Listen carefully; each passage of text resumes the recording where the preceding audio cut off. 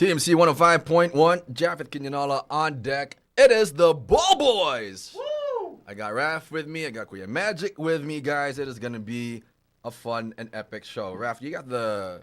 I don't know if you have the thumbnail up because Kuya Magic wanted to touch on that a little bit. I just found it fun. Funny. I just found it funny how it all came about. Yeah, go!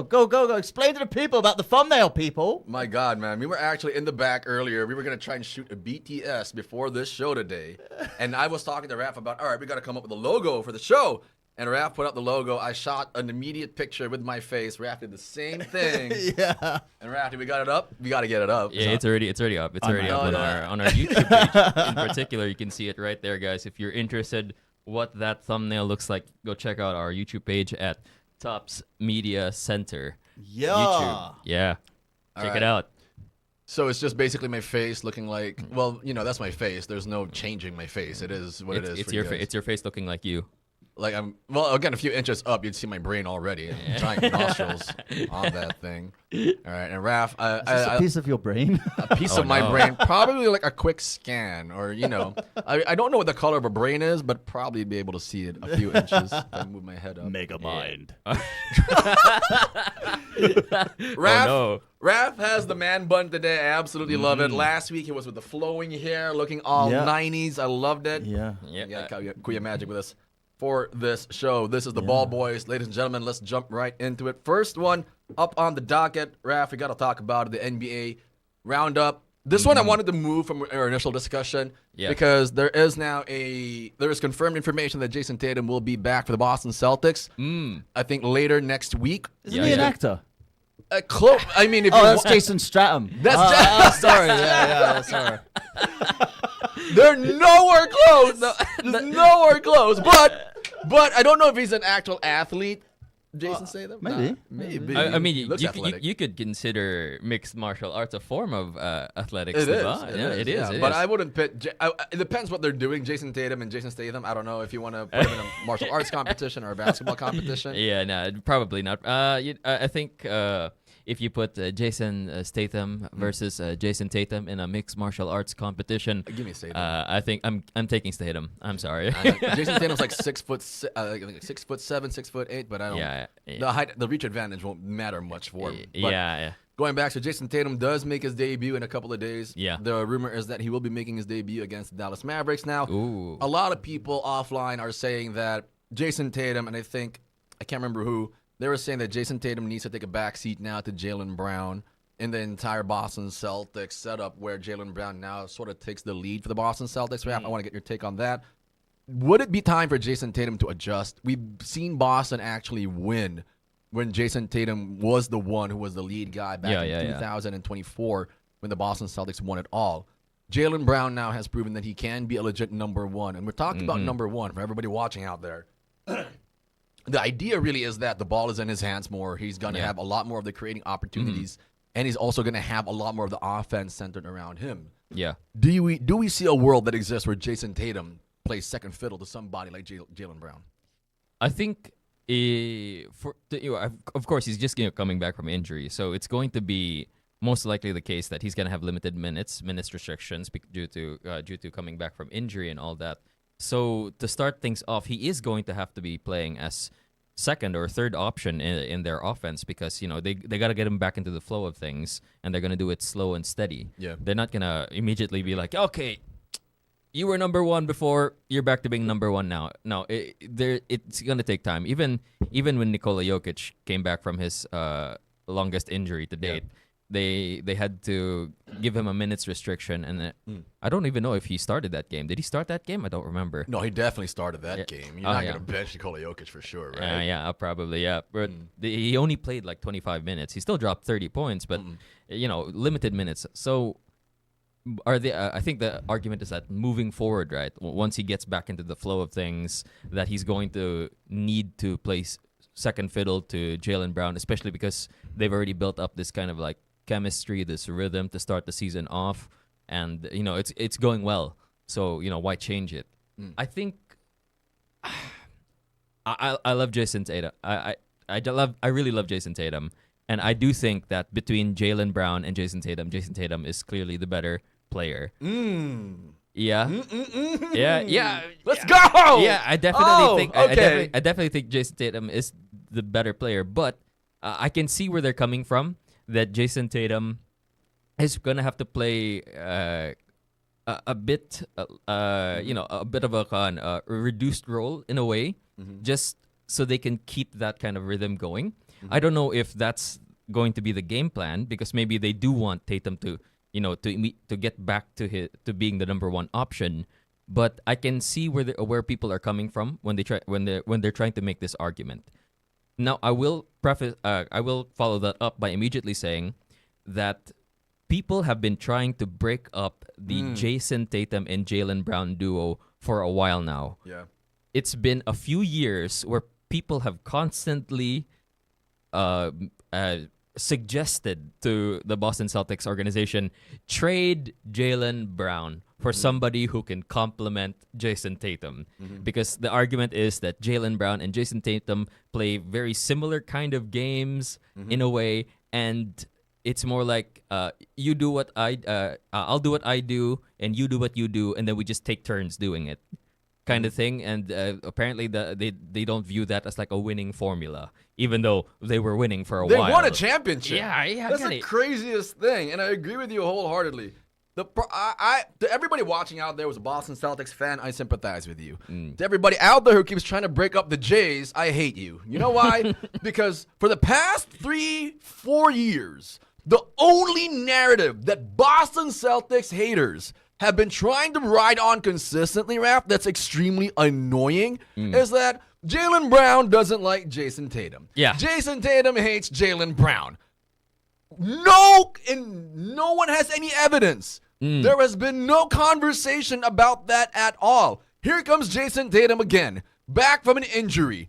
And I think it was Vince Carter, I can't remember who. They were like, you got to take a back seat now to Jaylen Brown. Hold up now. Before Jason Tatum got injured, we already won a championship with a formula that we know works. I got no problem with Jaylen Brown having the damn basketball all the time now, Rap. That's cool. And if Jason Tatum comes back, the dynamic doesn't really even have to visually, aesthetically change. It doesn't. Yeah. You guys have a formula that works and wins you games. Whether that's Jaylen Brown-centric or Jason Tatum-centric. I'm sure Jaylen Brown is the type of guy, he reminds me so much of an elevated Jimmy Butler. What that means to me is he has a lot more ability to score. He's a little bit more talented than a Jimmy Butler because Butler has a tendency at times to defer a lot on the offensive side of the ball. But Jaylen Brown is really more of this, give me the ball, I can actually create, I can also go off screen, I can also spot up. He's a little bit more talented, in my opinion, when you're talking about Jaylen Brown. Now, Jaylen Brown has also been more than happy to defer to Jason Tatum because if you remember in the 2024 NBA Finals, he was more than willing to go against Luka Doncic, defend him 94 feet, and that's what wins them games. It doesn't have to be this thing where when Tatum comes back, we got to get Brown. There's it's a team sport. Yeah. What are we watching? This is not what we keep seeing online with K-Showtime, where they're going one-on-one. It's in a barangay. It's in some sneaky-ass court. And you got guys in flip-flops going up against a guy in shoes. So I don't know what's going on there, but it's not that case. My whole thing there, Rav, is that if you are, for example, in that space where you're Jaylen Brown, you're Boston Celtics, and you're the Boston Celtics fan base, there doesn't need to be a division, Rav. There really doesn't. Yeah, there really doesn't need to be, and this idea that they need to change things up a bit, I don't see it being too much of an issue as well, because like I was saying earlier, the biggest argument that they had was that the two play a very similar game. So why do they need to change things up when they have similar play styles and they can just like insert him into the offense smooth as butter? Right. I mean, you also have to give a lot of credit to Joe Mazzulla because this was a lineup. This was a Boston Celtics team. To everybody watching, this was a Boston Celtics team that was projected to be a play-in team this year. At best, a lot of projections were 7th seed, maybe 8th seed. But Joe Mazzulla figured out a way to make Peyton Pritchard even a point of the offense, give Jaylen Brown the keys to the Cadillac, so to speak. They found a way to integrate their different players. Hugo Gonzalez has been terrific all year for the Boston Celtics. a very, very big revelation for this team. Whatever philosophies they have on both ends or both sides of the ball, they've just been able to make it work. And then you get a prime Jason Tatum back into the fold. Boston is looking like a really scary team. They lost Drew Holiday in the offseason. They lost Kristaps. They managed to keep Derek White. They didn't lose a step defensively, which I thought was one of the more amazing parts. And now they're getting back their best. In my opinion, between Brown and Tatum, I think Tatum's just the better scorer. Brown might be a little bit more diverse or a little bit more versatile because he can play defense really well at a high level, almost to an all-NBA defensive level. And then he has the ability to score down the other end as well. Sorry. So to everybody who keeps trying to break up the Jays, man, I don't know what y'all problem is. Maybe y'all just deep diehard Laker fans who wants to see Boston fail. Maybe that's where it's coming from. Maybe. And speaking of hot takes, a bit of a hot take, we have Tito Neal over here. Okay. In our comment section, he's saying we're all happy about Tatum coming back. The real question is, will it be the same Jason Tatum? Which is definitely a question to ask for somebody coming off a rather major injury. Yep. His hot take is Boston is Jaylen Brown's team now. Shout out Sergey Gee, big fan. Ooh. Okay. Well, let me address Neil Damos, who's Tito Neil, by the way. So shout out to Neil Damos.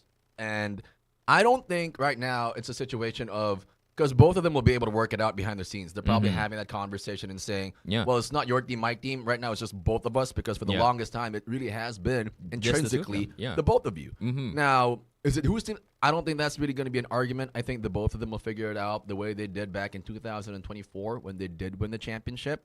And if the question is, well, will it be the same Jason Tatum? I think we're going to need to find out, because a lot of people who do come back from Achilles tears, ACL tears, there is this variance where, remember last week you talked about shooting and how much it impacts your knees being able to lift off the ground and get that momentum up.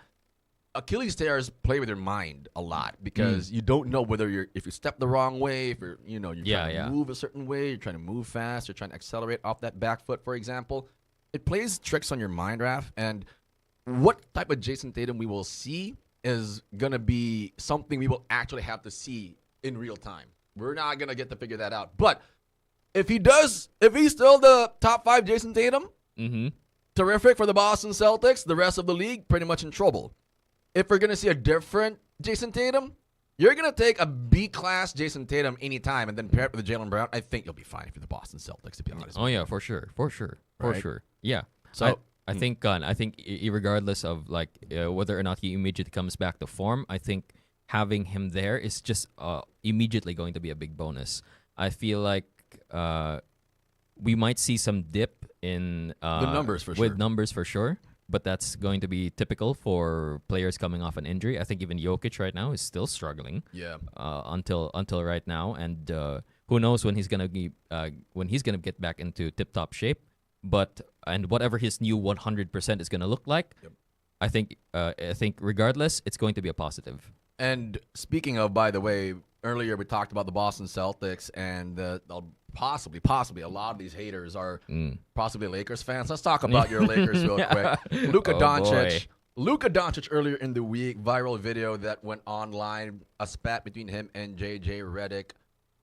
If you ask Lakers and Luka Doncic, they just played it off as competitive fire. People or the head coach and the star player just banging heads. Very typical and very common when it comes to a team that has championship aspirations. Raph, interesting question here is, are the Lakers a championship contending team?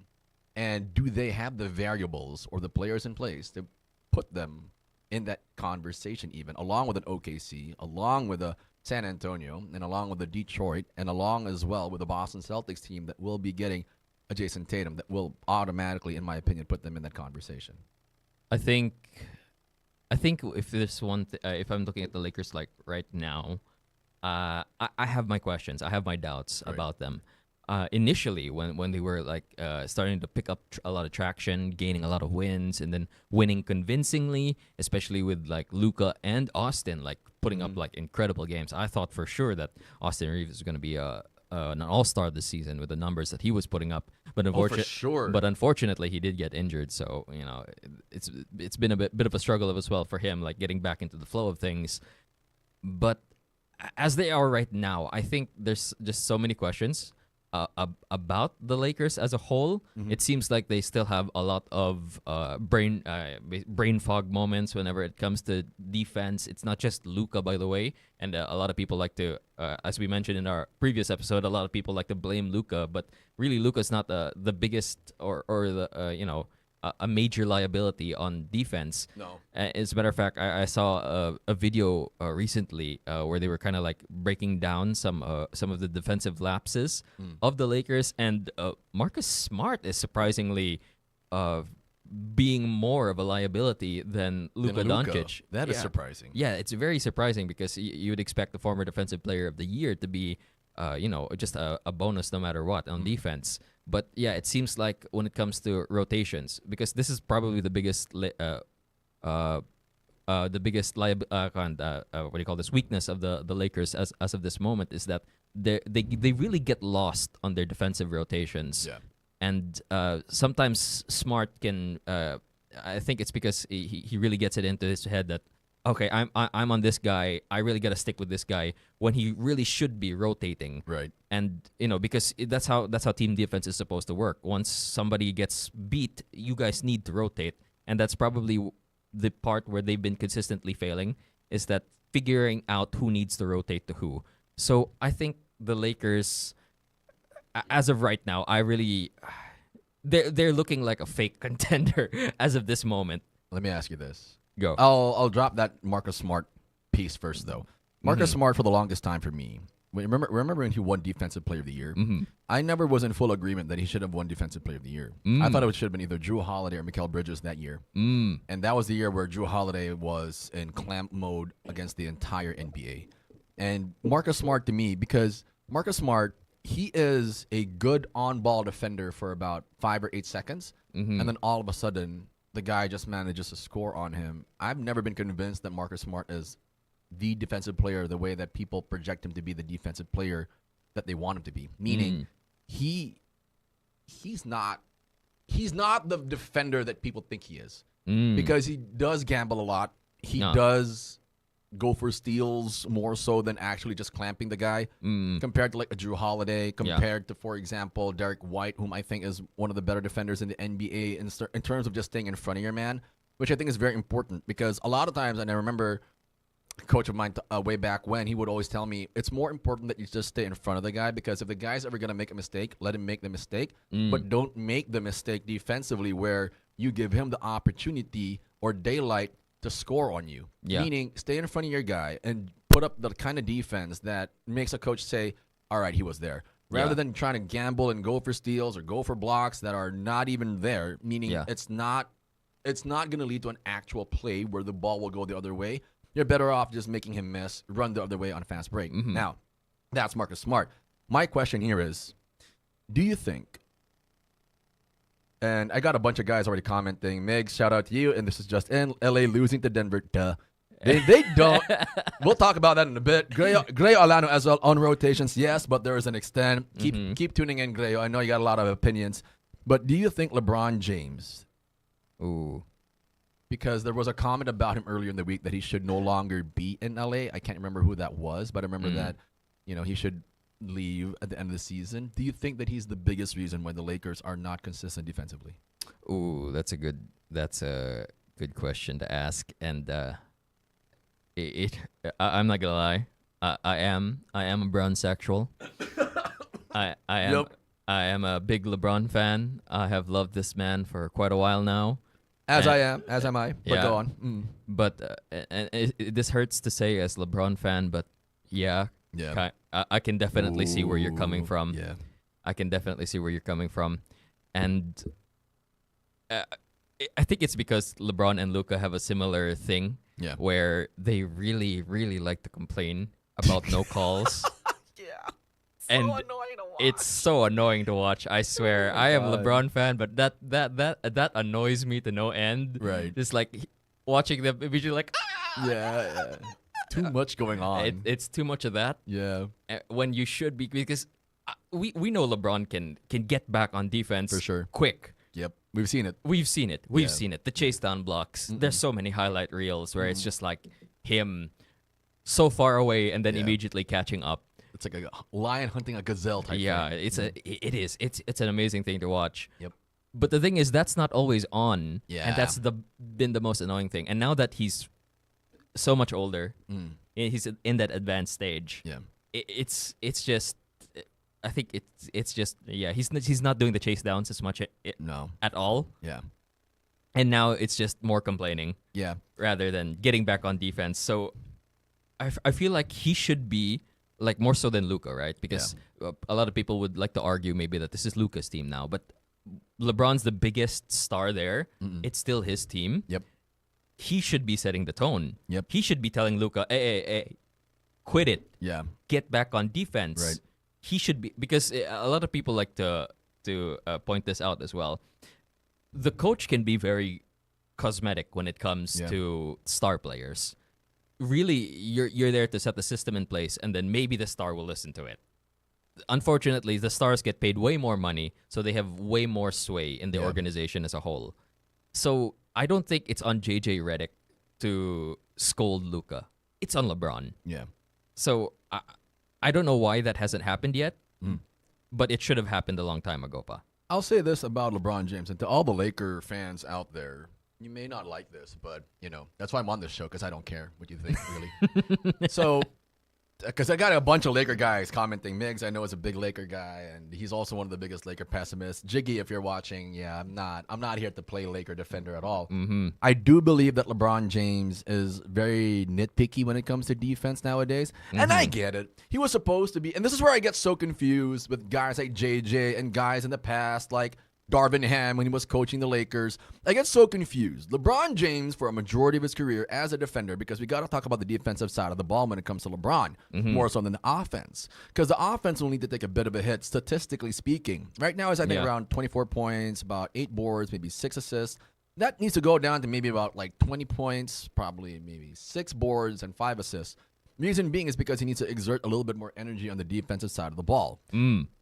Outside of these aesthetics or these highlight reels, LeBron James has a problem staying in front of his man and coming off help side.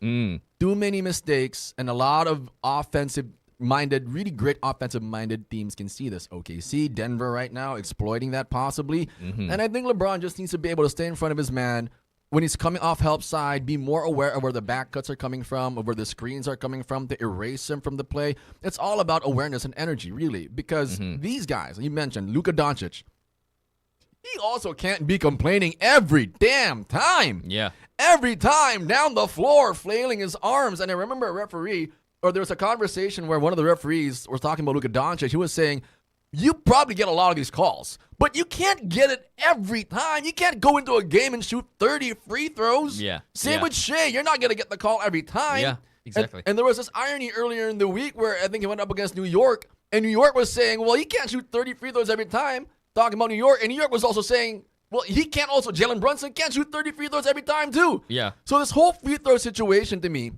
when it comes to Luka Doncic, you can't keep complaining to the referees, because that does affect your ability to get back in transition. It does affect the energy of the team as well. But circling back to LeBron James, the one thing that needs to be an emphasis for JJ Redick going down to the latter part of the season, if the Lakers are ever going to be a championship contender, is he has to commit to that side of the ball a lot more, exert a lot more energy, because you are, in their lineups, to me, it's so strange. LeBron James has never been known. He has never been known as a good forward defender. When I say a good forward defender, he has never been known as a terrific power forward level defender, meaning he is not supposed to be banging down low against the Alperen Şengün's of the world, against the Aaron Gordons of the world. Yeah. He's a better perimeter defender, in my opinion, than a low post defender. Yeah. I And can see that. if you're talking about different coverages on their defensive side of the ball, I think he's just better off on the perimeter. I don't understand, because I've always said this about LeBron James too. LeBron James is not a good box out rebounder. What that is, Raph, is when we're both down in the paint and we're trying to muscle each other down low, Yeah. LeBron James doesn't grab boards the way you would see a Nikola Jokic grab a board. Yeah, He's true. more fly from the perimeter, get me in my elevation, like off a runway, grab the board, and then we'll go. Yeah. And that's a problem for the Lakers, and I get so confused. We know this. We've seen this over the years.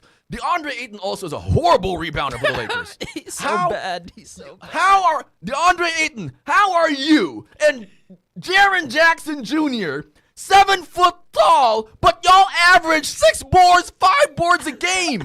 It's so How? bad. I swear, it's so bad. You literally just stand and the ball gravitates towards your hand, literally like 4 inches. How does that happen? I have no idea, man. Like, It's so confusing. how can Marcus Smart get more boards than you in some games? You're 7 foot. Yeah.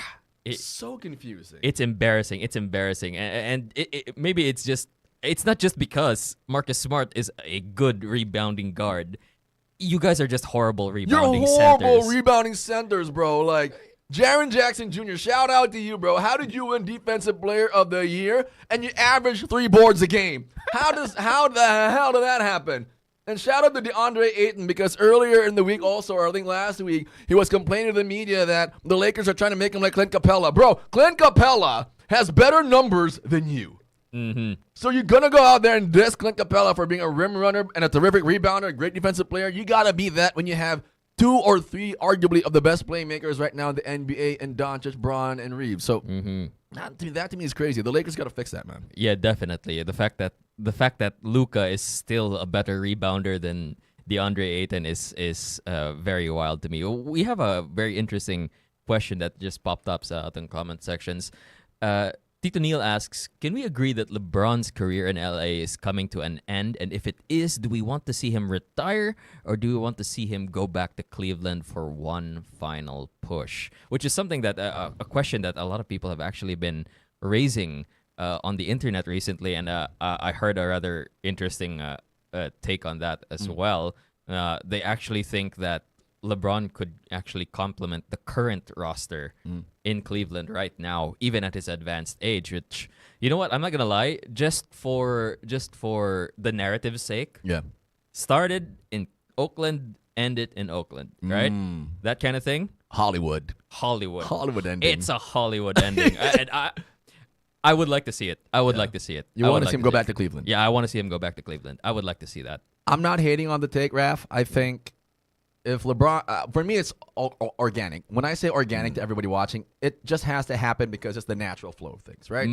If LeBron ends his career in LA, I don't really care. End your career in LA, everybody in the world will be happy to give you a farewell tour, whatever that would look like, because you deserve it, in my opinion. Of course. Outside of those 90s guys who just can't get over their feelings, right? Shout out to all you guys watching, the 90s old heads. I hope you're watching, because this is going to be the show that will educate y'all in the current state of basketball, right? Exactly. So I'm not mad at the idea that he could go off on a farewell tour of the Lakers. I'm also not mad at the idea that he would be with the Cleveland Cavaliers on a farewell tour. I just think he deserves a farewell tour. Where that ends up happening to me is fine. As long as it's organic. Like, we're not going to do another show and a sit down where he says, I'm taking my talents to South Beach. You're not going to impress anybody by saying, I'm taking my talents back to Akron, Ohio. Nobody's going to be impressed. Nobody is. Nobody. Absolutely nobody. So I think that's fine. If LeBron James is going down, if his career is winding down, I'm okay with it. I've accepted the fact that he's probably going to retire in a year or two, 25 years or 25 years.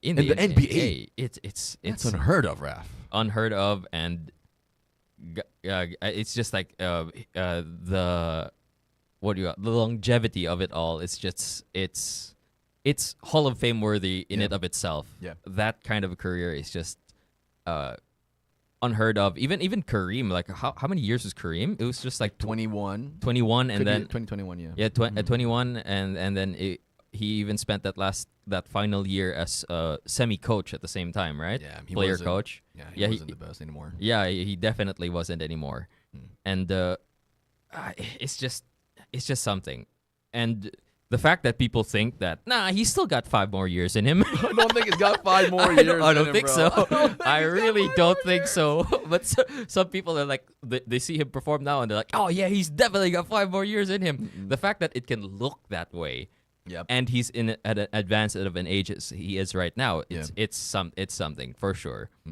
And Miguel Capahi is in our comment section once again, and he says that LeBron might right now might be better suited as a Draymond type offensive fulcrum at the elbow, which would work if Luka moves off the ball a bit more. I think that's interesting. Yeah, something about Luka doesn't do off ball. yeah, Luka really doesn't do off ball though, so I'm not sure how that would look, and if Luka would even be willing to go off ball. to go off ball is because the thing. yeah, because he's very ball dominant, and I don't think we've ever seen him. I don't think I've ever seen him set a screen for somebody. To be honest with you, I'm not. I got to go through the archives for that. I'm not 100% sure on. On whether or not they would actually be willing to try that out, especially this late into the season. Yeah. I just don't see it happening. No, I don't. And then he says, of course, he gives his take on Ayton. He says, "What a losing mentality." Rockets Capella was a borderline all-star, catching lobs from Harden and playing hard on defense. That's so true, because you can't, brother. I'm not gonna lie. Them pushing you to be a Clint Capella would be an improvement. It would be. It because we don't know what you are. Yeah, we generally don't know what you are. You'd like to think that maybe in your mind you'd like to think that you're the number one guy on offense, but you're really not. You're not even. You're not even you're not even number 5 at this point. Yeah, really, you're not sure. even number 5 at this point. Not sure. It feels like you're there just so they can have somebody at the center position, and right. yeah, you're just there to fill up a slot at this point. Because really, I mean, for a while, like to start the season off. There were the games where they were feeding him in the post, right? Yep. And they were trying to go that route, and they kind of veered away from that a bit. I don't know completely why. Did they feel like it wasn't working consistently enough, or something along the lines of that? But regardless of the current direction that they're pushing you towards, bro, Right. if you want your team to succeed right now, you gotta play hard on D. And even back then, when they were playing the style that you wanted to play, let's say, feeding you in the post and all that, defensively speaking, you were still not all there. And there were still the games where you would just get like 4 rebounds. That to me is 3 embarrassing. rebounds. Still. It's Like, embarrassing. for sure. It reminds me of Roy Hibbert. Oh man, yeah. throwing it back. Yeah, Golly. like that one playoff game, not a single rebound, not one rebound. 7-4. How does that happen? But let me double down on your Ayton take real quick. So I think that it would be an upgrade because DeAndre Ayton might think he's Dwight Howard with it or Paul Gasol with it in the post, but you have a responsibility to follow through on that mindset. What I mean by that, Rap, is if you're thinking you're Tim Duncan down there, for example, then beat Tim Duncan. But don't average. But don't come back to me and say, oh, it was hard. Well, you wanted the ball down in the block in the first place. You wanted those possessions, those touches, exactly where you wanted them. You wanted to be the chocolate Jokic, whatever you want to be down low on the block, right? But that didn't happen for you.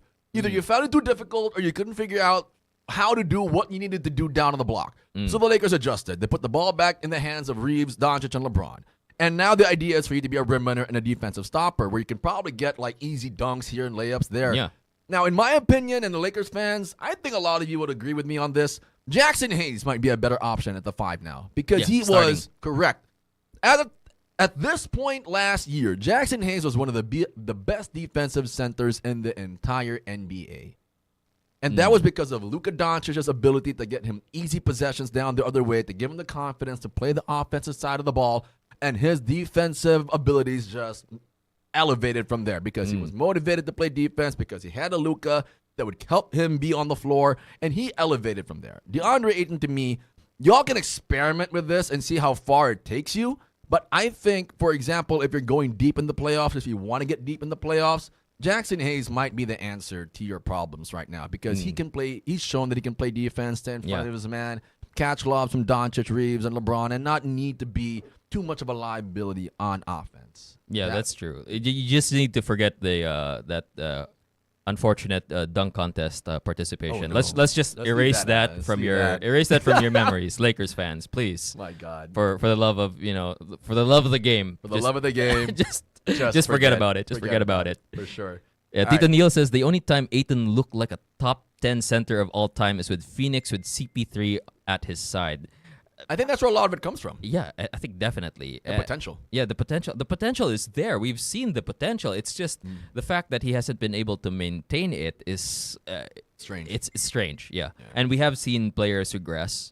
Obviously, the worst case in recent memory is Ben Simmons. Yeah. Horrible. Horrible regression. Yeah, and Not the best. Not the best at all. We're trying. If you ever chance upon this show, Right. Aiton, we are just saying this because we want to see you succeed. If you ever does chance up on this show, DeAndre Ayton, bro. I don't hate DeAndre Ayton. I have no reason to hate you, bro. I don't. No, but I mean, if the question is whether or not you should somehow assimilate, I think that's the word, assimilate to what people project you to be. And if you want to be a part of a winning team again, because even on the Suns, they didn't give you the ball down the block. You were more of a rim runner with CP3 and Devin Booker on that team.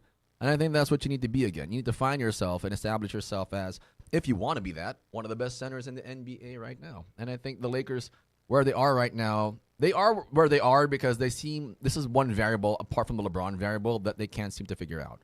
LeBron James' defensive struggles that sort of play into the entire defensive struggle of the Lakers as a team, and DeAndre Ayton's unwillingness to take on a role that would help them win games. And speaking of winning games, Raph, last topic for the NBA Roundup. Do we believe that the Spurs and the OKC Thunder, and the Pistons, is this the new trend to develop a winning team? And if so, how do we get there? Because if you're talking about the OKC Thunder, this was a team that a lot of people would say was built, not bought. Same with the Spurs. They drafted perfectly. The Pistons also drafted perfectly. We talked about this last week. Both teams, or all three teams. And now even, the Charlotte Hornets, a team that I've written off for so many years. I am one of the biggest LaMelo Ball haters. Just, Miggy knows this so well. I'm Miguel Capay, because I don't think he's a winning player, Raph. I think he's more for the highlights. Yeah. If anything, at some point in his career, he should have just joined the Harlem Globetrotters, if that's what he's all about, right? Join MK somewhere in the middle of Europe and just go one-on-one with these people for the highlights. Yeah. For LaMelo Ball. But now they've built multiple winning streaks. They have built a lot of great, or they have beaten a lot of good teams. Yeah. And now, how in the world, right? For everybody watching, are you a Charlotte Hornets fan now? Because they're 32-31, knocking on the door of the final seed in the Eastern Conference. Yeah. And they're also a team that's built, not bought. LaMelo Ball, Miles Bridges, Brandon Miller from this team. Con Knuppel? How is Con Knuppel one of the best players right now, literally in the NBA? How did that happen? When did Charlotte become... How? They went on a 9-game winning streak late in January. They flipped their entire franchise from what was a doormat of a team. They're a horrible, Raph. And now they're one of the best teams. And it probably is because also... And I'm saying this because this might be the new trend that a lot of teams might not be willing to put up with because it's difficult to accomplish. The Hornets had to wait for Miles Bridges to come back. That was the number one thing. Yeah. Brandon Miller was already on the come up. And then Con Knuppel, when they drafted him, he was the Brandon Miller second version. Shooter who can space the floor. And LaMelo Ball, to me, right now, I think it's perfect the way he's playing because he's playing more along the lines of what a good, terrific point guard should be doing. Getting us set in the half court, letting the plays develop, and getting guys to really be in positions to put us in good situations to score. Yeah. And he's also, as much as possible, not trying to be a liability on defense. And you see this a lot with the four teams that I talked to you about. So you have the Pistons, the Thunder, and the Spurs, and of course now the Charlotte Hornets, who are 32-31. I would have, if you asked me at the start of the year that the Hornets would actually be winning a couple of games, I would have slapped you in the back of the head, and you'd wake up probably a week after in the ER because I think you're crazy. You need a brain scan. But then all of a sudden, we're seeing the Charlotte Hornets already 32-31 again, knocking on the door of the final seed in the Eastern Conference. Yeah, I think that's a very, very interesting question to ask. Built, not bought, right? And yeah, I have heard people talking about that. And I actually have my doubts about that with regards to that because as you probably heard about the anti-tanking situation that's Yeah. happening in the NBA right now, and it's really interesting because a lot of people are actually coming out in defense of the teams that are trying to tank, because and this is what they said, there's actually not a lot of viable options for a lot of the bottom teams Yeah. to turn their fate around, Yeah. other than Tanking. tanking and trying to get some talent in the draft. Okay.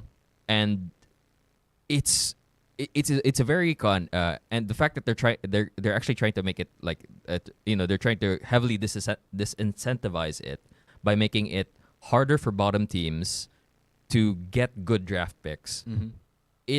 It's really going to be harder, like moving forward, probably harder to build your own super team rather than I would. build your own super team through the draft. Yeah. It might become a more difficult thing if these changes are fully implemented and all that. So the set of teams right now that are succeeding with their current draft pick with their draft picks and all that, it might turn into a rarity moving forward, actually.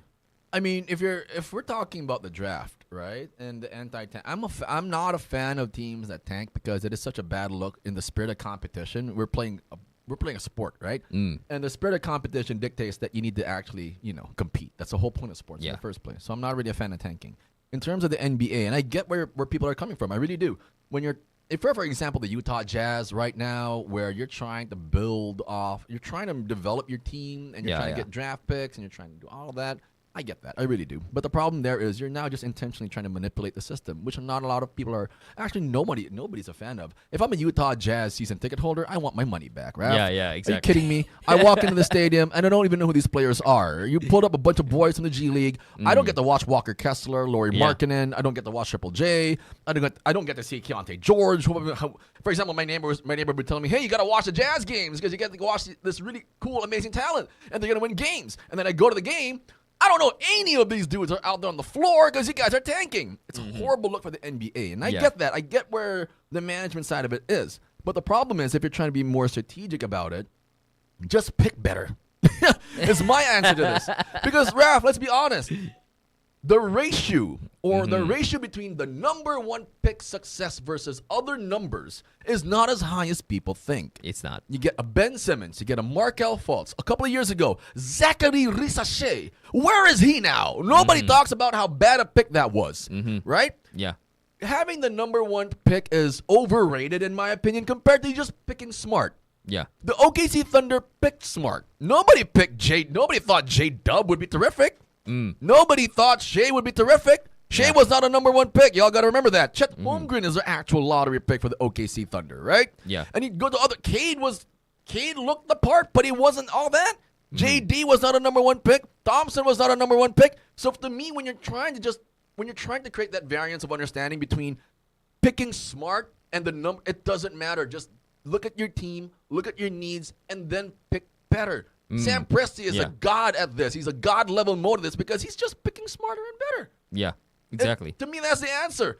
It's not our fault as fans that you're a horrible manager. Why is that our fault? You don't know what our team needs. And then you get guys like me and Raph on this show, we're telling y'all what y'all need. How does that happen? Y'all get paid millions of dollars while me and Raph are on this amazing radio show and y'all not listening to us. I don't get it. True. I don't get it. True. Look at Hugo Gonzalez as well, right? Hugo is not Crazy pick. Yeah, Hugo is a crazy sleeper pick. Exactly. This guy is giving the Celtics a lot of the small things that Exactly. you need, and he's one of those rookies that's coming in, who just like Colin Knuppel is actually kind of playing like a vet. Exactly. Rookies who play like vet, and that was another thing that people pointed out that might be the one and done players might be super overrated because a lot of them They haven't would. had time to mature in their game, and they can be very erratic in a lot of their play styles. Meanwhile, you have a lot of people who are 4-year players coming into the NBA, and they're playing really smart. They're playing good basketball. They're making good reads, and it probably has a lot to do with the fact that they had more time to develop in college. Be more mature. Yeah, and be more mature about their game. Correct. I agree with that take wholeheartedly, Raph. And I think if you are, again, If you're in a situation, I remember and there was a recommendation from a guy at MIT. Of course, it has to be the MIT guy, right, to come up with a very good solution, right? There was a solution that I thought would be very, very viable. And to everybody watching, stay with me on this one. So he said that the best way for the NBA to curb tanking would be once the trade deadline is, or once the team is mathematically no longer able to compete for a playoff spot, everything reverses from there. So they would get more points for winning, and they would get bigger points for they would get bigger deduction points for losing. Meaning, at the end of the day or the end of the season, the team with the most points after being mathematically eliminated from the playoffs, they would get the number 1 seed. Because the current framework right now for the NBA is, again, the team with the worst record has the highest odds to get the number 1 pick. Yeah. But to curb tanking, and I agree with it because it keeps these teams who are mathematically out of it, they stay competing. Because if you don't compete, you're not going to get the number 1 pick. Yeah. So if, for example, you get a win that's +3, if you get a loss, that's -3. There's no in between. You either win or you lose, obviously, right? Yeah. So if you win, that's a +3. If you lose again, that's a -3. And as the season ends, we take a look at your record, and then we evaluate how many points you accumulated per win, and then whatever that looks like, those are your odds now to get the number 1 pick. So, for example, if mathematically the Sacramento Kings are no longer in it, if they compete to win more, they'll get the number 1 pick. But then, it kind of also plays into how these other teams are going to be competing for the draft, for example, because you do have like a number 11 seed and 12 seed. But the thing here, Raph, that also needs to be taken into account is those 11 and 12 seeds, they're not any good either anyway. They are horrible. I am not, I'm not in the business of watching the Atlanta Hawks anytime soon, to be honest with you. I'm also not in the business of watching like the Chicago Bulls. I know they're competing, but it's always that for me. So. Yeah. On speaking of the Hawks, actually, did you see that graphic recently where somebody pointed out that the Hawks are so mid that their wins and their losses, going back the past 10 plus years, it's the same. It's 50-50. There is no more mid a team than the Atlanta Hawks of Georgia, folks. There really isn't. How do you stay at 500 with an amazing level of accuracy and consistency? It's so wild because they have had winning seasons, but somehow it managed to even out. What? Managed to even out. You know the odds of that happening are like 0 to none, but they pull it off. It's crazy. Mid as hell. Yeah. Maybe this was the franchise goal the whole time, guys. Just be mid. Be mid. Yeah. All right, Raph. Talking about recruitment and staying on that same note, let's talk about the UAAP now because the recruitment wars are insane right now in the UAAP and the NCAA. Let's cover that real quick, folks. So the Ateneo de Manila University Blue Eagles, y'all are crazy. They are recruiting some dudes from the Palarong Pambansa teams of Davao. They got Rene Batarbonia, which I thought was crazy, and they somehow, by some stroke of God, managed to get Kiefer Alas to join their team. And now the recruitment wars are crazier because when you actually look at the teams across the board, you have the UP, which has a Ray Remogat, a VJ Pre, a James Payosing, Gani Stevens. DLSU has Jacob Cortez still. They have a bunch of guys there on that team as well. That forms a really crazy tandem. But then Ateneo right now competing, they're putting themselves right back in the thick of things with the recruitment. And I think Kiefer Alas really puts them a little bit over the edge. Ateneo, you can expect them to compete back in the UAAP. But Rap, the question here is, does Kiefer Alas, his addition back to the Ateneo de Manila side, does this affect how they utilize Tab Baldwin, how they utilize Jared Bahay? Oh, okay, that's a good question. See, this is why I needed Popo on the show. Because that's a crazy one. You know? Yeah. I haven't gotten the chance to talk to Jared about this, actually. I was going to DM him like, hey, how do you feel about this guy possibly taking your job? yo, this guy might just take over for you, man. What do you think about that? I don't know. You know how when you're like a manager or whatever, and you see a guy walk in, and you know like he's about to take your job. I don't know can we make it work? Is there chemistry between us? Is there synergy? All these these choice words that you put out there. So yeah, actually that's such a very underrated aspect of the game that not a lot of fans realize as well. The fact that more than anything, we're not just competing. The players are not just competing, against their opponents. They're low-key competing against their teammates as well. They're competing for minutes, and this is something that what's his name? Jeff Teague, like Yeah. touched on in a lot of his like podcast appearances, and how basically like as a vet, you want to cheer. You want as the guy who was there first, you want to cheer for the new guys coming in. Yo, yeah, they're doing well, but at the same time, it's like, yo, maybe not so well, so I can also play. Yeah. Yeah. Oh my god. I know so many people. Guys, tag everybody who you know feels that way when they're in the and they're low-key praying the other guy is ass. That's so funny to me, man. Because I know so many people who are like, they're clapping, but they're low-key hoping he misses the next shot so I can finally get my shine. But Like, that's crazy because I don't know. I think Jared still stays as point guard one.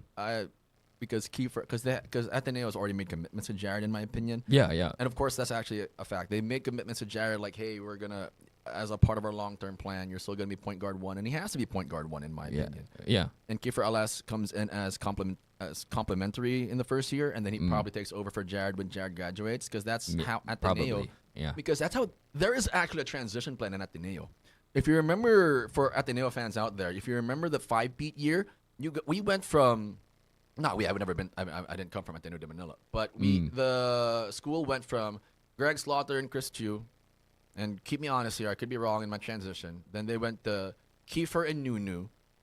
From Kiefer and Nunu, they went to 30 and Matt Nieto. 30 and Matt Nieto transitioned changed into SJ Belangel and Ange Kwame.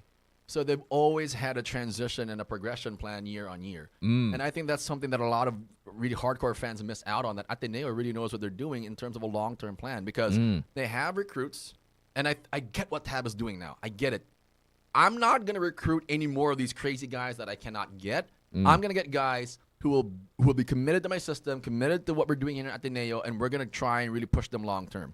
Because whatever they were trying to do competing against UP and DLSU for recruits, they just couldn't. They probably couldn't cut it the way those two teams did. So they're going backwards, and they're going back to what they know works for them. We're going to recruit some guys who will be more than willing to be a part of our system and more than willing to be a part of our vision long term. And I think that's going to work well for Ateneo, especially in the upcoming UAAP season. We got a long way to go, dude. It's still February. Yeah, definitely. And I'm actually kind of curious because I don't know how these players are they have contracts, right? Yeah. And the UAAP, like, when it comes to their contracts, are there minutes usually stipulated, and then like? No, they don't. I mean, it's also very insanely difficult. By the way, shout out to, he's watching now all the way from Ormoc, Leyte. I don't know if you're in Ormoc, brother. Cadayo, Juvenal Parmes, shout out to you. Tag Coach Van in this. Van Halen Parmes. I got to tell you a funny story real quick, right? On this note. Go. So, brother Cadayo, if you're ever gonna tell this story to Coach Van, and I don't know if I told anybody on the Cadayo. So I do this thing where I do a basketball commentating for leagues all across, not just Cebu, but other areas like Bayugan, for example. It's become a bit of a second home to me when I do my commentating gigs. I remember I was doing the Sinulog Cup, right? I'm doing the commentary. It was UNBL versus Oxy. So Oxy is this team in Leyte, and I was doing the commentating. I'll never forget. Some guy, I forgot who he was. He comes up to me. He taps me on the back and says, "Sir, somebody DM'd you." Like, who the hell DM'd me? So I look at my DMs, and it was somebody named Rogue Van Force. I was like, who the hell is this? So he DMs me and says, "Hey, I heard you on this live stream. Would love for you to commentate and be a commentator for this league that I'm helping. It's the BPBL. Shout out to the Batang Filipino Basketball League. I hope you guys run it back." And it was going to be in Carmen. Now, I'm like, who is this guy? So I say, yeah, no problem. I had a lot of time back then. So I was like, I'll do the league. And then one of my guys, shout out to Jax Bautista if he's ever watching. I asked him, like, hey, do you know who this guy is? He's like, yeah, that's Coach Van Halen Parmes. I'm like, Van Halen Parmes, before, if you know Coach Charo Carlito, he's the Panalay King. He's the Ligang Labas King coach, meaning he's the best coach when it comes to Ligang Labas or Panalay games. Coach Van Halen Parmes, and to everybody in DUP and Cadayo who's watching, he was the Panalay King before Coach Caro was a Panalay King. And I didn't know this. I go to the Carmen game, Raf, and I tell everybody, like, who knows Rogue Van Force? Because Rogue Van Force is the most Judgemon name I've ever heard.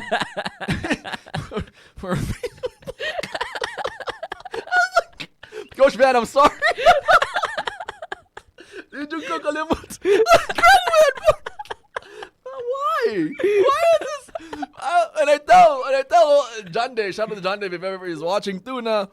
Why is this Rogue Van Force? Like Van Halen Parmas is a killer name. You know Van Halen, the band? Yeah, exactly. That's a dope name. And everybody wouldn't believe me when I told them in the production group, like, you know, Coach Van was one of the best coaches in Ligang Labas or Panalay. He's like, no. I showed them the article, like, whoa. Like, how do you not know this guy's a legend in this space, in the basketball space? And I was a little starstruck when I actually met him. Like, the first time I met him was in Bayugan. It's in somewhere in Mindanao. Because he has a league there. I was like, dang, this is really Coach Van Halen Parmas. I'm like, all right, this is really cool. But then again, for all the cool aura that he emanated that day I met him, there's no accounting for the crappy Jejimon Facebook name, bro. Like, Rogue Van Force. What in God's green earth are we doing? Oh my God. Coach Van, you know I love you, good coach. I love you. And I can't wait to do Bayugan again. But again, that's one of those things, right? So we're going to pivot from the UAAP recruitment wars. Let's talk about the one topic that I know a lot of people want us to cover. It's Gilas Pilipinas. Oh, the loss. The loss, the horrific loss. I want to get your take on it first against Australia if you got the chance to watch the game. Yeah, I did. Thoughts about the game and what went wrong for Gilas? What went right, if anything went right for them?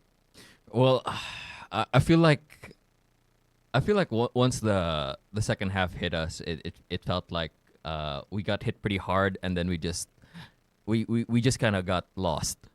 It felt like whatever the game plan was got thrown out of the window the moment they went on that run, and it was pretty much just over from there. So I feel like we were pretty in it all the way till in the first half. We were pretty in it. It was close. Yep. It was close. We were keeping it close, but then they hit us with that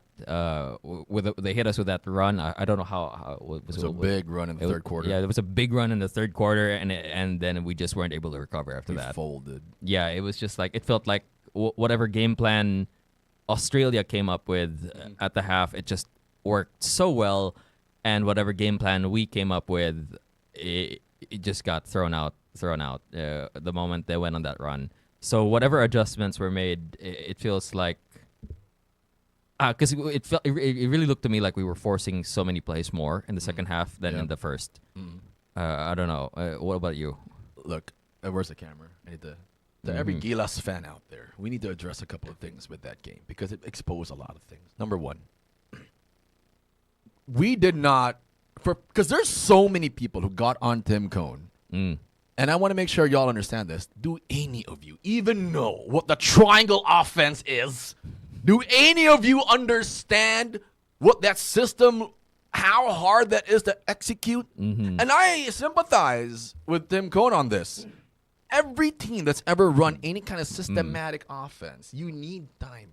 Yeah. And I remember when I used to play, a coach of mine would always say, and if it's in Tagalog or Bisaya, I'll say in Tagalog na, para maganda yung flow natin, kailangan tayo ng oras para magja-gel at maintindihan ng lahat, hindi lang sa dalawang tao, tatlo. We all need to understand what we're doing. Yeah.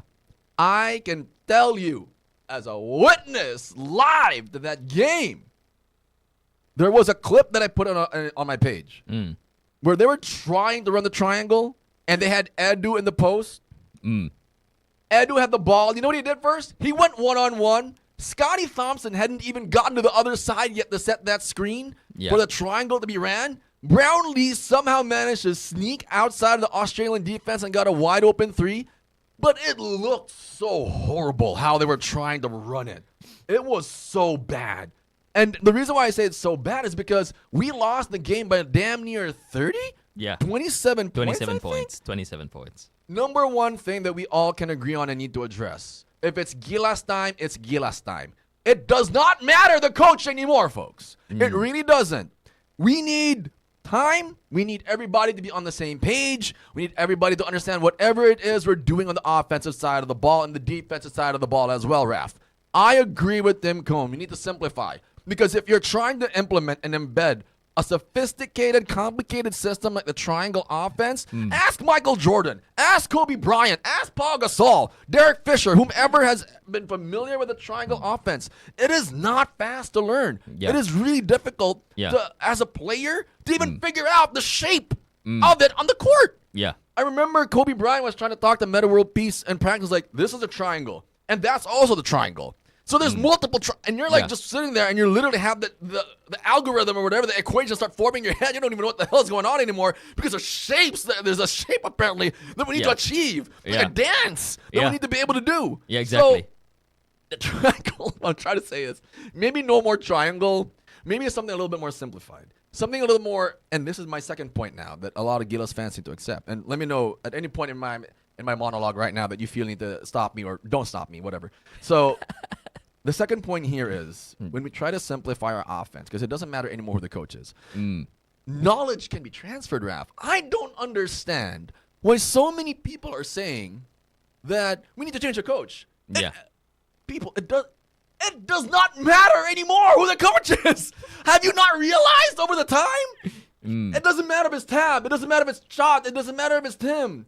If they can't get enough time to really figure out and gel, it doesn't matter. We saw that with Tim. We saw that with Chot. We saw that with Yang Gao, with all these guys, all these coaches. It doesn't matter. But the problem here also is information, Raph, is not hard to, it doesn't need to, we don't need a 6'8", 250-pound coach to be a great coach.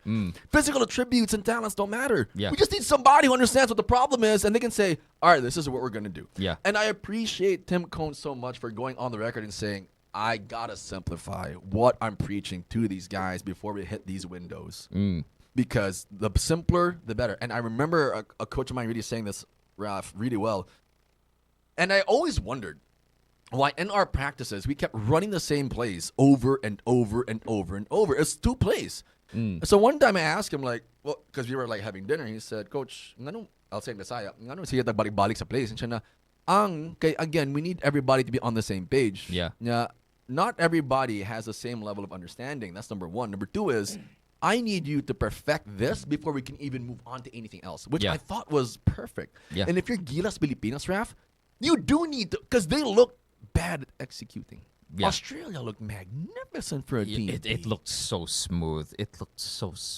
Just watching them swing the ball, it was like, oh my. There were several times on the court where Australia, it was all 5 people touching the ball. It looked so simple too. And it looked so simple. Exactly. They were running us around. Correct. It was like, oh my God, why does this look so smooth? This is also their team B. It looks so easy. It's not their best. It's not necessarily the best of the best. And this is on our side. Exactly. Everything looked like a struggle. For sure. Everything looked like a struggle. Every point that we got was a struggle. Everything was forced. Everything was one-on-one. And what frustrated me the most watching Gilas that day was, all right, whatever Tim Cone, I remember, I think it was Jared Dillinger who said this on a podcast somewhere. Whatever Tim Cone had drawn up, these guys were not running it. They were just not running it. And I'm like, he has a very good point. Because for people out there watching, all right, you say Tim Cone's a triangle system offense coach, right? The coach can only do so much, guys. When the guys out there on the floor are not even trying to run the triangle, they're just trying to go off tangent and freestyle, and they're like, I got the ball. I'm going to do my thing. There's not much you can do. If I'm being honest with you, there isn't, Raph. True. Me and you go on a court right now, and the coach says, run the pick and roll, but I'm like, nah, I got an ISO. I'm going to go. It don't matter what the coach says, and that's unfortunate. I get that. But those are my 2 points first and foremost. Gilas needs more time. Yeah. At the PBA, y'all got to adjust because nobody really cares about the PBA the way this country cares about Gilas. True. That's a fact. Second, simplify.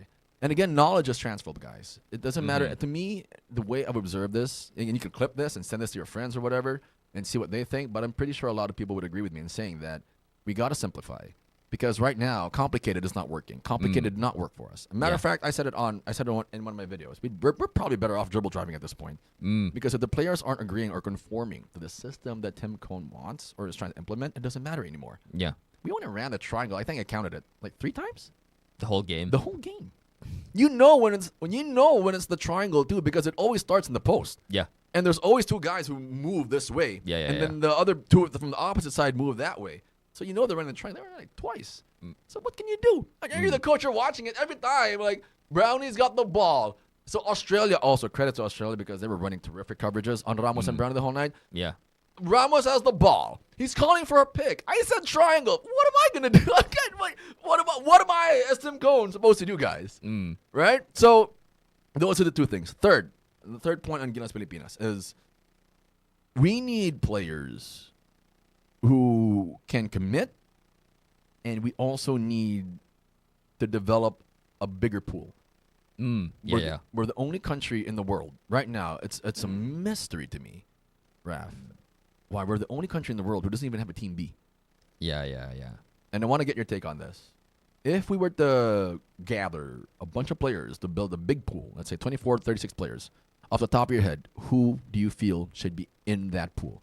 When I say placing people in that pool, I want you to come up with names where if on Team A, guy is not available, this guy can come in and it will not change anything. We won't miss a beat.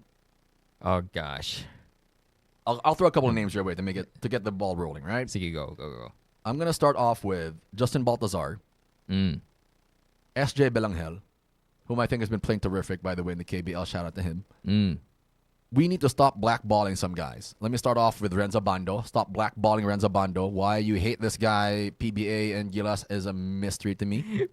But no, I haven't seen him. You haven't seen Renzo Bando, right? Yeah.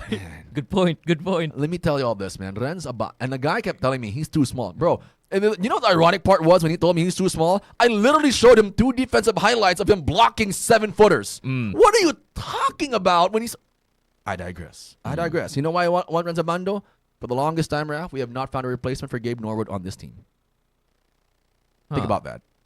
Have we ever found a replacement for Gabe Norwood? Everybody in the comments, let me know. Have we ever found a replacement for Gabe Norwood? Think about that. We have not. Over the years, we just have not. Why is that important? It's because somebody has to play defense consistently and with the ability. Think about that. See? Yeah, that's it. Yeah. See my point with Renzo Bando? All right, I'll throw another name for you. Kai Soto's a given, obviously. Yeah. Okay. Yeah. Kai Soto, we're going to talk about him last, the tail end of this show. I got a bunch more in my head. Nick Cabanero from USD. I want him on this team. Cedric Manzano from Adamson. I would also love him on this team. A name that came across my TikTok was Jake Figueroa of NU. I'm not mad at that idea. I think Figueroa would be great. Ooh, yeah. Okay. Arvin Tolentino. Got to put him on this team. We need a shooter, so god damn it, why haven't we picked up Jordan Heading from Talk and Text? That doesn't make any damn sense to me. This is a lights out. A friend of mine also, shout out Coach Joshua Ma. He told me, why is it that when we're open, we're praying it goes in? Meanwhile, Australia, we're like, oh god damn it, it's going in. Yeah. But when we're open, it's like, please let it go in. What is going on? That is so depressing. Yeah, we had some wide open shots that was just like, oh please. Like we're probably burning a candle in the Santo Niño church right now just for it to go in, right? Yeah. Jordan Heading, because we need floor spacers. And Renzo Bando is not a bad pick as well because he's a terrific floor spacer. Yeah, he's a good 3-point shooter, no? He is. Yeah. It's so... All right, another name for you. Outside of his very popular wife and Zainab Harake, I want Bobby Parks back in. Why isn't Parks blackballed? I don't get the blackballing. I really don't. I really don't get the blackballing. I don't know why You remember because he had that spat with TNT before, and Bobby Ray was in Boracay, but he told TNT he was injured, and then he flew off to Japan? That's why. I think that's why. That's just my conspiracy theory, but I'm pretty sure that theory might be accurate because that's why he's always blackballed. The last we saw him play was against Indonesia in the SEA Games when Indonesia was trying to pull off the greatest nonsense I've ever seen in my life. and y'all still lost, and I don't care if I get persona non grata to Indonesia, bro. Damn y'all. Oh, that's what you were talking about earlier. Exactly. It was them. Because I went off on my previous page that I was yeah. on. I was like, telling them like, Indonesia, and I just went on a bunch of expletives. Yeah. Crazy. Oh, we actually have Tito Neil is out in comment section. He said that when you used to play Japheth, where Sunkissed. Please stop. Please stop perpetuating. Please stop peddling the idea that I played for Sunkist, Neil. I will choke you the next time I see you. Stop it. We are not going down that road one more time, Oh bro. boy. Oh, he also mentioned that the Aussies played Spurs basketball, the quote unquote Spurs basketball, the one that's the team basketball. And it's become really synonymous with the Spurs system now. That the ball movement and all that. I think that's something you can really only achieve once the system has been in place and you're drilling it in these people for more than a year. Yep. And the reason why even Australia's Team B can do that, it's because they have a team B that they've been training for years. Exactly. And we do not have that.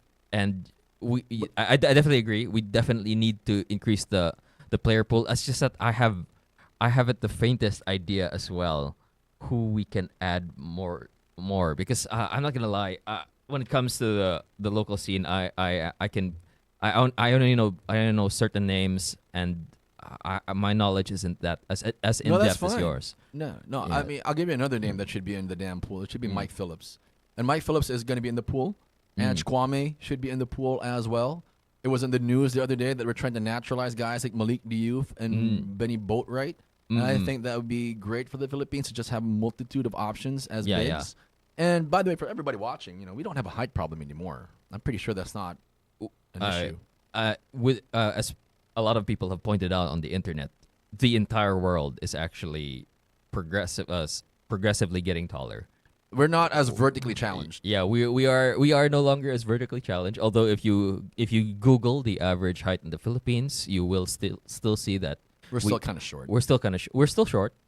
We're confidently short. We're confidently short. I think that the average height for males in the Philippines is 5'5". The average height for females is like 5'3", 5'4". 4. No, 4. 4? It was 4. 4?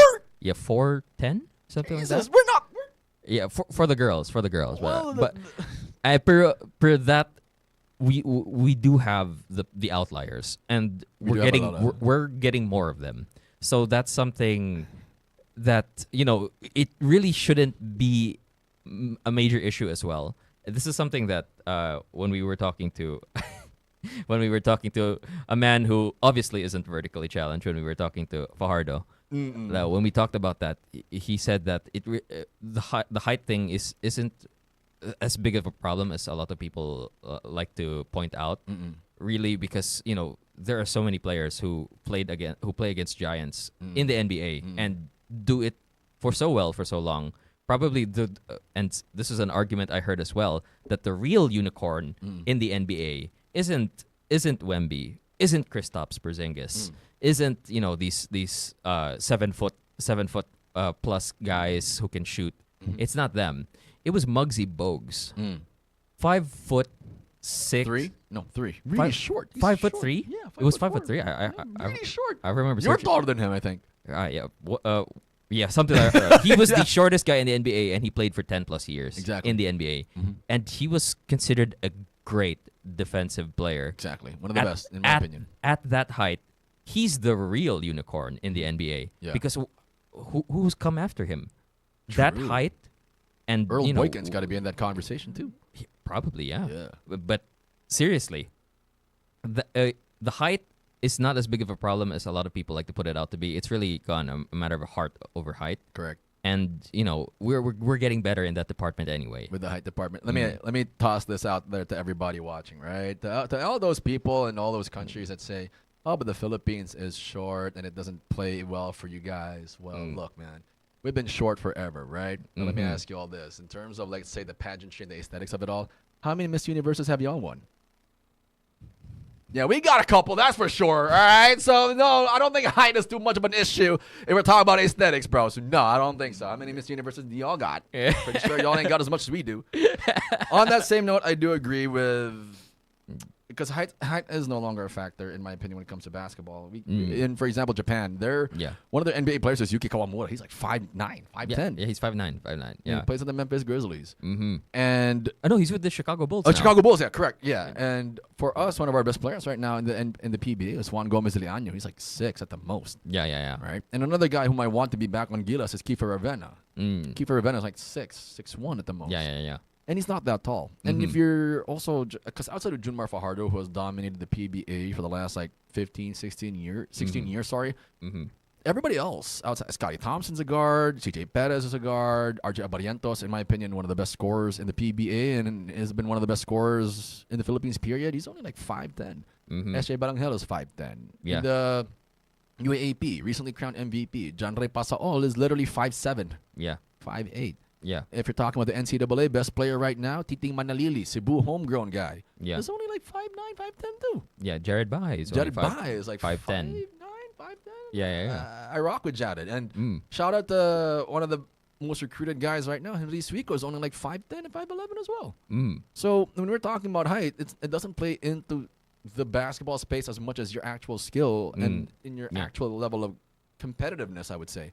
And I think Gilas Pilipinas, man, if we just got to build that pool out, and we got to make sure everybody understands what they're doing on the floor, because we cannot look the way we looked against Australia, guys.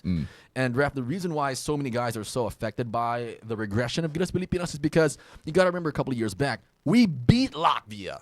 We didn't need to win against Georgia, who had Goga Bitadze, a legitimate NBA 5, who's still, by the way, in the NBA.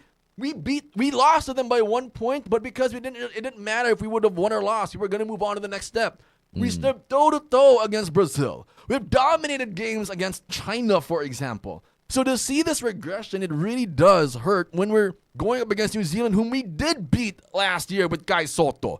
And we go up against Australia, we get beat like this. It does affect how we view the program, because we can't keep taking 10 steps forward and 11 steps back. It just doesn't work that way. Yeah. It sucks if you're a Gilas Pilipinas fan and you're watching and you're seeing that, oh, we were supposed to be great, but because XYZ happened, because of politics, because of all these things that happened to players, we can't move the needle. For years, we have been struggling to move that needle forward, but we just can't because of all these external factors that we can't seem to control, where intrinsically we are able to control.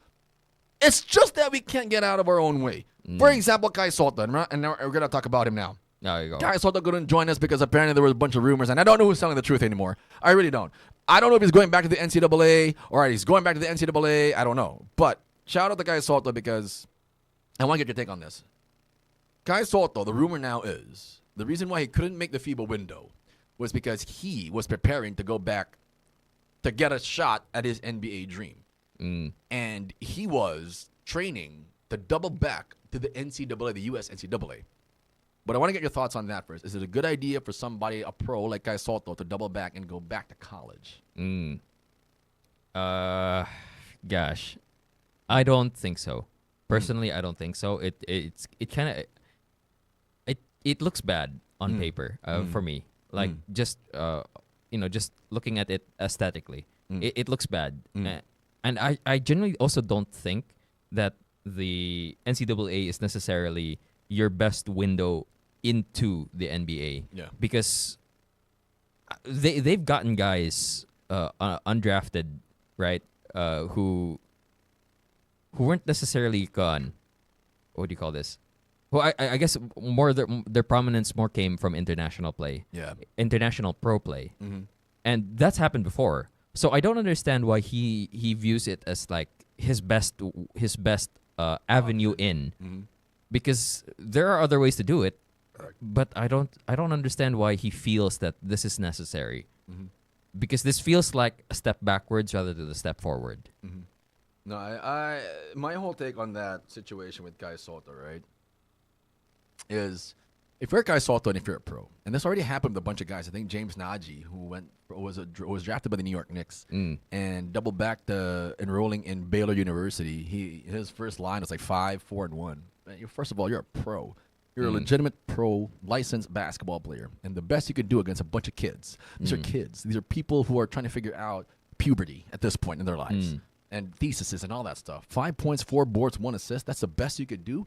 He used to tussle with the best of the best this world supposedly has to offer. And if you're Kai Soto, my problem here is this, right? You're going to go back to the US NCAA. I heard somewhere that it wasn't, and then I heard somewhere that it was. But let's just say, for the sake of this debate or this current conversation, that he is. All right. You're going to go back to the US NCAA. My problem with that is, number one, if you get beat on by these college kids, it's going to hurt your draft stock or your sign-ability stock. That's number one. And they're probably going to beat on you. Because we're talking about guys like Darren Peterson of Kansas. We're talking about AJ DeBonsa right now of BYU, who says he's going to stay there for 4 more years. So if you're Kai Soto, you're essentially effed. Like this number one T-Mac looking dude, he's going to dunk on you every chance he gets. You're not in a good place. You're going to wake up to a nightmare every time BYU is on the schedule. And you're like, oh my God, I got to defend this guy. And then you got guys like, right now, Cameron Boozer of Duke. That's your top 3. Boozer's probably going to go one and done. Darren's probably going to go one and done in Kansas. But Devonta is up in the air right now because he's probably going to spend 4 years in BYU because he went on the record saying that his mom wants him to get like a college degree, which before he goes pro. is correct, respectable. Tim Duncan route or the Wake Forest route, right? Yeah. So if you're Kai Soto and you're trying to pit yourself and how people evaluate you against how they evaluate all these other guys, my question to you becomes, all right, how do you even do that? Year in and year out, there's always some guy that pushes himself aesthetically, statistically, in front of scouts and on top of leaderboards like the ESPN draft board. They have mock drafts every now and then, right? Yeah. Where do you put yourself against those guys? Because if you couldn't dominate the NBL and the JBL, where you're putting up massive numbers, and even in college, we see guys put up massive numbers. I remember like this guy, he led the NCAA in scoring, but couldn't even get drafted. After like 30 points a game. You remember a very popular name, Jimmer Fredette. I don't think I've heard of him. Jimmer Fredette, Jimmer Mania was a thing. I think he played for BYU. I can't remember what team he played for, but let me look him up real quick. But Jimmer Fredette led the league in scoring, led the entire country in scoring, right? And he was drafted, I think, like 10th. So when you're talking about that, if we're talking about the ability to be noticed, if you're Kai Soto, if you weren't noticeable in the international space or in the professional space, where do you create the separation in the amateur space? Because the NCAA is the amateur space. Yeah, supposedly. So that's my biggest question. If we analyze that and actually try to pick it apart, I don't think there's an avenue for Kai Soto to be successful if he did take that route. I think it'd be more more detrimental rather than gone. It will give him a better chance because it's like I said, like you were already in the pros. What if you weren't dominating there necessarily, and then you go to what should theoretically be a step down, and then you don't dominate there, that you're just gonna look worse. You're not gonna look better. I'm in full agreement with that, and this is why I'm trying to analyze it from where Kai Soto is coming from, because it's just not a viable path. And I remember, I'm looking at the leaders right now for points, and if I go back, let's say for example we go to 2022 to 2023, some dude named A. Davis, I don't even know who this is. Antoine Davis led the U.S. NCAA in scoring, but I don't know who Antoine Davis is. I really don't. All right, let's take it in one more. Let's just go random years, right? Let's go. P. Kiss led the. Who in the world is P. Kiss? Peter Kiss led the. This can't be right. I don't think this is right. Yeah, he averaged 25.2 points. Those are good numbers. I don't think I've never heard of this guy. What is this? What's going on with this? So, if you're Kai Soto and you're trying to evaluate viability, draftability, and all these other things, I don't know if this will reach Kai, but my whole take is like take the international scene route. Do a Manu Ginobili, a Pablo Prigioni, or a Milos Teodosic, right? Luis Scola, for example, dominate the international space, go up against these big boys, and prove everybody wrong about their initial impression of you. Yeah. Because play with Gilas and then try. If you can lead Gilas, to new heights. Then for sure they're gonna notice you. I guarantee you, if Kai Soto can take us to the Olympics, apart from the social media pressure and the media pressure in general, Kai Soto will have enough just by being the main guy on Gilas Pilipinas, the main offensive and defensive weapon. Scouts will be compelled to take a look, or a second look, or a third look, and say he might be NBA material. Yeah, exactly. Right. I still remember. His name. His name escapes me because it was kind of hard name to pronounce. But he dropped like 30 on Team USA in their gold for the Dream Team for their gold. The Brazilian guy. Yeah, Brazil. Was he Brazilian? He was Brazilian. Oscar Schmidt. Yeah. That really good gun. The shooter. Yeah, international. the shooter. Oscar Schmidt. Yeah. Yeah. And isn't he like a legend over in Brazil? He is a legend in Brazil. Yeah. One of the best scorers of all time. Period. Yeah. I mean, isn't his career number even better than LeBron? He is. He's one of the best scorers of all time, Oscar Schmidt. I want to make sure I got this right though, because I feel like I'm saying something like Schindler's List, but I'm pretty sure it's Oscar Schmidt. Let me make sure. Yeah. Oscar Schmidt. Yep. Yeah. Brazilian basketball player. Yeah, Brazilian retired basketball player again, one of the best all time. Mm-hmm. So him and Tony Kukoc for around the 90s were just names that kept popping up. And then you got Yeah. Drazen Petrovic, Arvidas Sabonis, for example. Yeah. These are European guys that were on the come up, especially for like the world basketball space. Mm-hmm. And Oscar Schmidt, correct, had one of the best basketball careers. Never got recruited to the NBA because the NBA wasn't a global game back then. Yeah. So that's just one of those things where you're kind of trying to figure out what will make me an NBA player. Yeah. What will get me through the door and break that particular barrier? And a couple of interesting stories in the past, Raf, were, right, Johnny Abarientos was supposed to be the first ever. He is actually the closest compared to all these other stories you hear. So Johnny Abarientos, his story goes, he was already being recruited by the Charlotte Hornets. Their general manager flew out to the Philippines, and I think their coach, I forgot who their coach was at the time, I think it was like Tim Cohn or something. And the coach says, all right, you can interview Johnny, and we'll support him the whole way. If you guys want to pick up Johnny Abarientos, that's fine. So Johnny has a conversation with this general manager of the Charlotte Hornets. For whatever reason, when he flew back, they didn't offer Johnny Abarientos the contract anymore. This is actually a true story. I did a story about this on my previous page. So Johnny Abarientos lucked out on becoming the first ever NBA player. And the irony of it all is, for all the crap we get for being so short, our first would have been NBA player would have only been 5'7", if you can believe that. Now, the second instance was Bobby Ray Parks. Bobby Ray Parks made it to the Dallas Mavericks G League team. He looked great to start, and then he fell off. He tried to, push his way in, but he couldn't, because if you're a guard and you're going up against all these other guards in the NBA, that's some steep competition for sure. And now Kai Soto, and I think Junmar at times has been considered. Rendon Retualo, I think, was one of those unique ones with the Brooklyn Nets and I think the New Jersey Nets at the time. There was a conversation to get him on an NBA roster, which I thought was pretty crazy too. Jimmy Alapag, I think, was in a conversation. Gabe Norwood was in a conversation at some point. I could be wrong on the specifics, but that's the thing. What does make an NBA player if you're from the Philippines? Because we are a basketball crazy country, and we've always wanted to have an NBA player. I'm pretty sure over the years. Yeah. But we haven't been able to break the mold. And if people ask me like, "Oh, what's the reason?" I just think it's politics. I think we have the skills. I think we have the game. I just think there's something that these scouts are continually looking for that helps push their team to the edge. Because Japan has had so many guys. How do we beat on Japan year in and year out, and we don't have a single guy on an NBA team, but Japan has like 5. Yuta Watanabe, Yuki Kawamura, Sun Yue.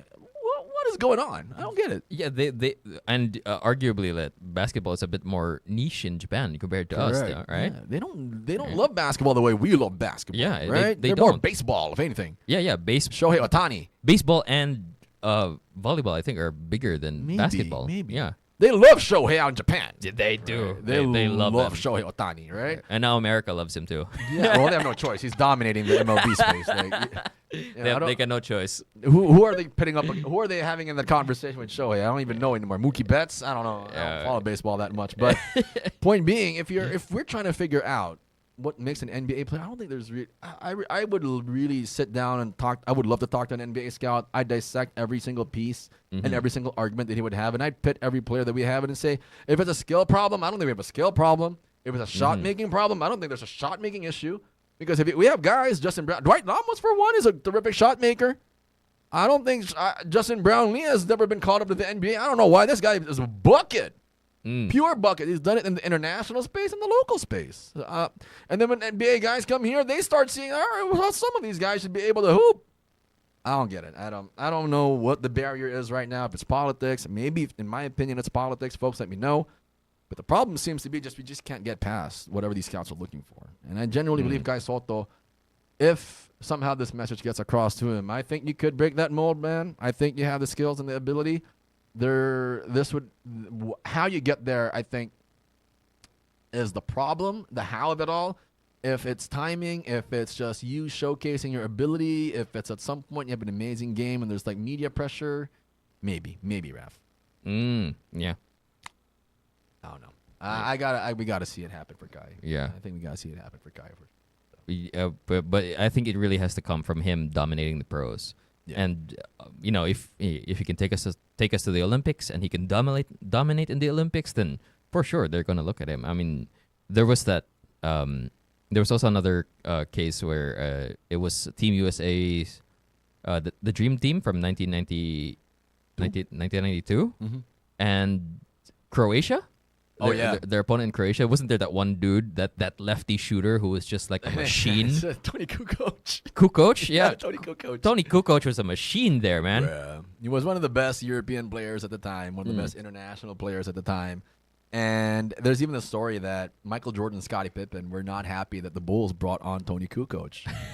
Because they were mad at what he was doing for Croatia. They were trying to trash talk him in the 92 Olympics, and Tony Kukoc was coming in like, why do these guys hate me? I don't even hate them.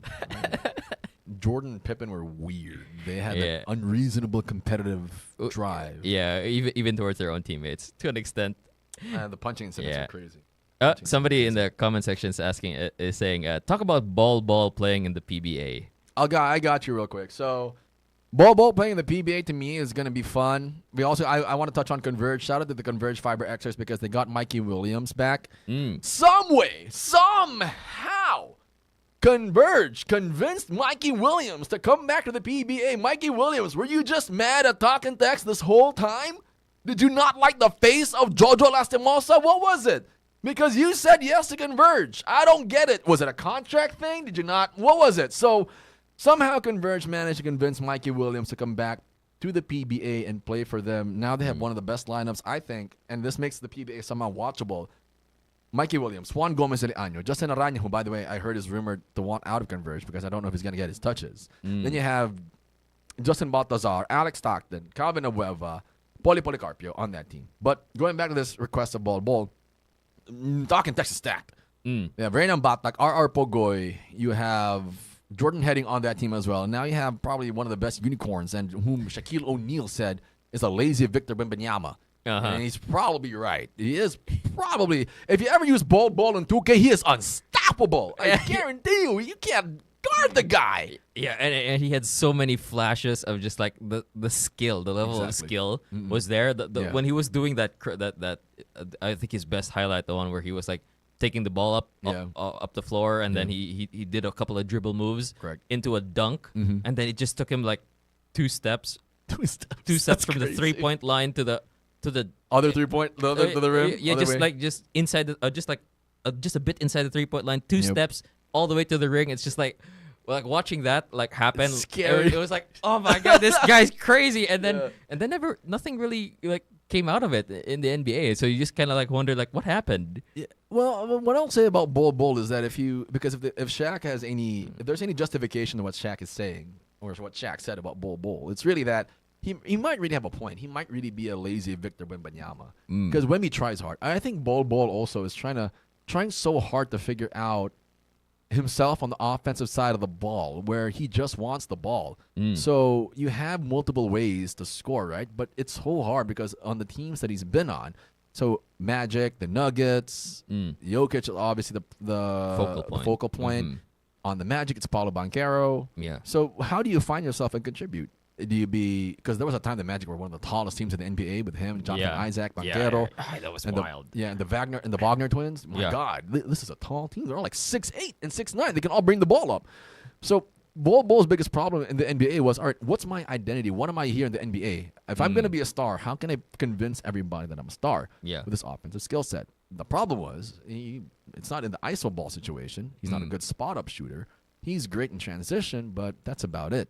Now, him going to the PBA and Talking Text, nobody in the PBA is going to stop this guy, bro. Just absolutely nobody. I can't imagine a world where Mo Tautua is trying to check Bol, and he has to guard him down in the paint, and all Bol does is stand, bro. Y'all having a nightmare night in and night out trying to check Junmar Fajardo. In comes 7'4", might as well be 9 foot tall Bol, who has athletic, long, and looks like the scariest version of the Philippine Slender Man you'll ever see on the basketball court. There's no one who will check him in the PBA, bro. And it's even scarier that he's on a team that's already loaded with Talking Text. Yeah. I think he's gonna have definitely a more space to actually better figure out his identity as a player. Correct. And just his height is also gonna give him what should be a major advantage. It's all a matter of how he's able to, use it. But I feel like he is kind of built like a twig. Yeah, and I'm not saying that to be rude, but that's slim. He's very slim, and probably one of the, because this is what people thought about Durant as well, but then he proved them wrong. Yeah. He can take a beating in the post. Correct. And I don't know if Bol can take necessarily a beating in the post, and it's a matter of like, is there somebody who's strong enough to overpower him in the post here? Because I feel like that might be a problem. He still has the reach over them, of course. But people can move if they can move you. It's something else. People can take advantage of that. You know what I've always thought about from that perspective, Raf, is that if Bol is 7'4", all he needs to do is put his hands up. You're still gonna need to shoot that basketball. You know what I mean? It's still gonna come off your hand unless you're dunking it like Shaq. And I think Shaq was the only guy ever in basketball who did this so well. Him and Wilt Chamberlain. Sorry, they would use their force and dunk it on you. But I don't think anybody in the PBA has that. So let's say, for example, the conversation is about strength and being able to move bodies and all that stuff. I don't think anybody in the PBA can do that. Nor can anybody in the PBA, be able to intimidate Bol enough where him raising his hands is going to be a struggle for Bol defensively. No. Even if you move him, he just reaches his hands. You're not going to score on him because you got to get that ball off. I don't think you're going to get the ball off at all. I think you're effed in that space. So I think his reach is going to be a problem for a lot of people. I think my numbers, I'm going to say this right now. I'm thinking like 25, 15, 4 for Bol in this season. And I think I'm being conservative. There was a guy back in the PBA, like Gabe Freeman and all these other guys back, they were averaging 35 and 20. 45 and 20. I'm like, Bol probably, you know what? Maybe I'm being safe. Maybe 50 and 20. It's like a safe number right now for Bol, bro. Well, I mean, if he can hit that 4-pointer really well, then who knows? I mean, at some point he's probably going to be bored and just saying, I'm a fire from 4-point country. Let's see if this will just, give the other team a chance. Let's see what happens. Oh, shout out to Sahil Sumile, by the way, who was the one who requested us to talk about Bol. And Sahil says, I miss you, Japet. Shout out to Sahil Sumili and the rest of the Triple CNP team of the MCBL. Shout out to Jax Bautista. Sahil, I haven't seen you in practice, so I got to see if you still know how to hoop or if you've transitioned to like pickleball or something. Pickleball seems like to be more of your sport. I don't know. Let me know. And before we move to wrap up as well, we have Tito Neil with a fun fact for us here in the comment sections. Mo Tautua should have been part of the 2010 draft class with John Wall, PG, and Boogie, etc., but he just lacked skills. P.S. This is not coming from me. This is from a legit source I read a few years ago. Well, Mo Tautua, I think he's Phil Tongan, if I'm not mistaken.